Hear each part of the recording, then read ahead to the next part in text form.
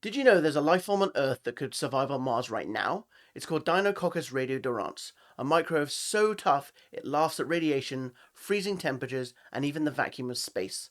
Scientists quickly realized this organism was unlike anything they'd ever seen, and they gave it a fitting nickname. They called it Conan the Bacterium. If life ever makes it to Mars, this little survivor might be the first to call it home. Scientists first discovered Conan in 1956 inside a can of spored meats that had been blasted with radiation.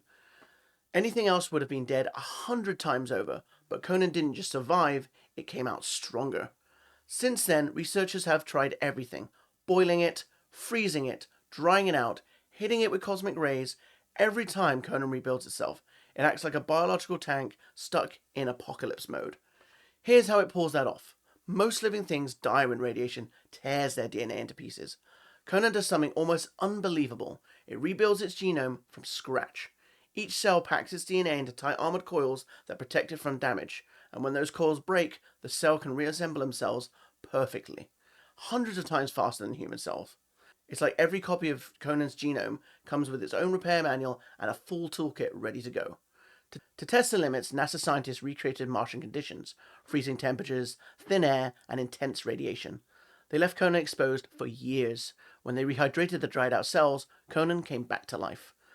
That means spores of this bacterium could, in theory, survive a trip through space on a meteor and wake up again on Mars. If life ever seeded another world, Conan is exactly the kind of organism that could have made the journey. But this isn't just about a tough microbe. Conan might hold answers for us too. If we could decode how it repairs its DNA so efficiently, we might protect astronauts on Mars missions, or even repair radiation damage in humans here on Earth. Conan could be the blueprint for life that thrives beyond our planet. One tiny cell, built on Earth, could outlast humanity, and maybe carry life to other worlds. It's proof that life doesn't give up easily.